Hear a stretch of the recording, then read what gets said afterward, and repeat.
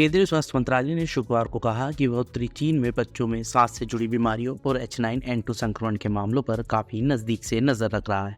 मंत्रालय ने कहा कि चीन के सामने आए एवियन इन्फ्लुएंजा के मामले और सांस से जुड़ी बीमारियों से भारत को कम जोखिम है। उसने कहा कि भारत चीन में इन्फ्लुएंजा की स्थिति से पैदा हो सकने वाली किसी भी तरह की आपात स्थिति से निपटने के लिए तैयार है। हालांकि चीन ने इससे साफ इनकार कर दिया कि उसके यहाँ बच्चों में निमोनिया के बढ़ते मामलों में कोई गंभीरता है। दरअसल विश्व स्वास्थ्य संगठन यानी WHO ने कहा कि उसने बच्चों में सांस से जुड़ी बीमारियों और निमोनिया के मामलों में अचानक हुई बढ़ोतरी के बारे में चीन से ज्यादा जानकारी देने को कहा था। इस पर बीजिंग ने कहा कि कोविड से जुड़े प्रतिबंध हटने के बाद से उसके यहाँ फ्लू जैसी बीमारियों में इजाफा हुआ है। संयुक्त राष्ट्र की स्वास्थ्य एजेंसी ने उत्तरी चीन में बच्चों में सामने आ रहे अजीब तरह के निमोनिया को लेकर मीडिया में आई खबरों और संक्रामक बीमारियों की निगरानी करने वाली एक सेंटर की रिपोर्ट का हवाला दिया था। तो आइए सबसे पहले जानते हैं कि आखिर ये निमोनिया कैसा है और चीन में इस समय कैसे हालात हैं। चीन की मीडिया में बताया जा रहा है कि बीजिंग समेत देश के कई शहरों में निमोनिया का प्रकोप तेजी से फैल रहा है। 500 मील उत्तर पूर्व में बीजिंग और लियाओनिंग के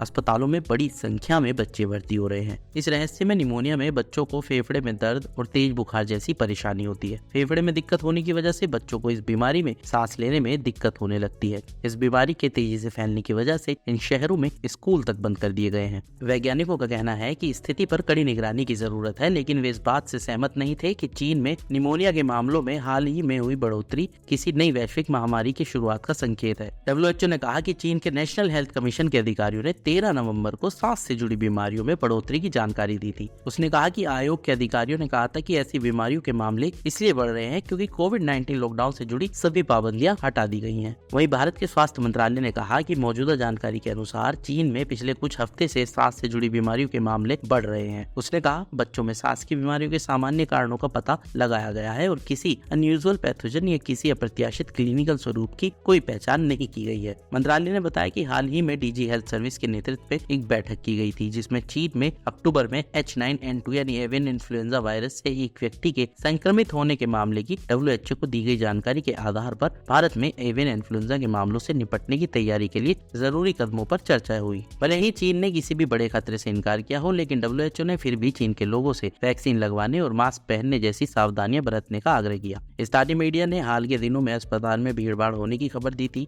कई रिपोर्ट्स में ऐसा भी बताया गया है कि जब महामारी से जुड़े प्रतिबंध हटाए गए तो कई दूसरे देशों में भी सांस से जुड़ी बीमारियों जैसे रेस्पिरेटरी सिंशियल वायरस यानी RSV के मामलों में बढ़ोतरी देखी गई थी।